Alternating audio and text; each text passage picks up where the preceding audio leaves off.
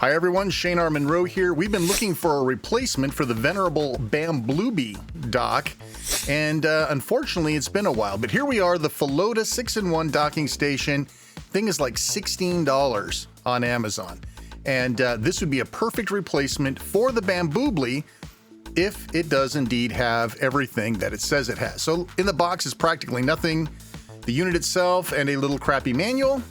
Hey, this looks all right. It looks fairly solid, and rubberized bottom, great. Rubberized inside as well. And look at this, we have your PD, your HDMI, and 3 USB-C 3.0 ports, along with a 1 gigabit Ethernet on the side. Yeah, it feels kind of a little heavy, and it kind of feels like it's well constructed. I like that. You don't see that very much, and these rubber feet thing are great. Might have to pull those out though if you want to put a case in there, but let's find out. Real quick, let's peek at the manual, see if there's anything interesting in here. Yeah, there's not. As per usual, but there's a little close-up if you want to see it. And here we go. Let's go ahead and plug my OLED into this. And here we go. So it puts it at a nice angle, and there's a little bit of room in here. So if you do have a case or a skin, you'll probably be able to put it in here, but the viewing angle will probably be altered. All right, it looks pleasant from the front. Let's go ahead and plug it in. We'll check out things. Boy, I'll tell you what, can't plug it out from when looking behind the camera. Okay, so here we go. Cable's long enough, I think. I wouldn't have minded another inch or two on the cable, but you can take it off and play it without it being in the dock. That's probably good enough. And we take a look at the back here. Look, the vents are partially blocked. I don't love that, but there's a little bit of gap in there the way that it lays.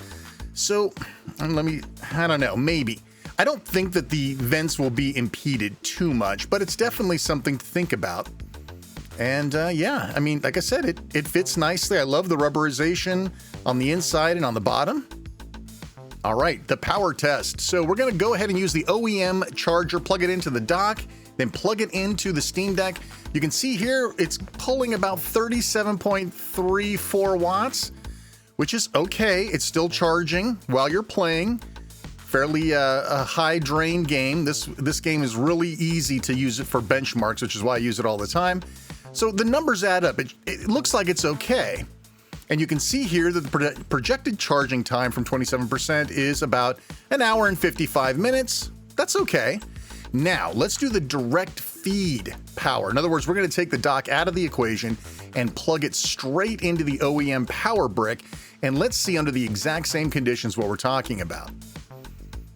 As you can see, without the dock in place, we're looking at about 43, 44 watts going in, which of course means it will inevitably, once the counters settle down, it will charge faster.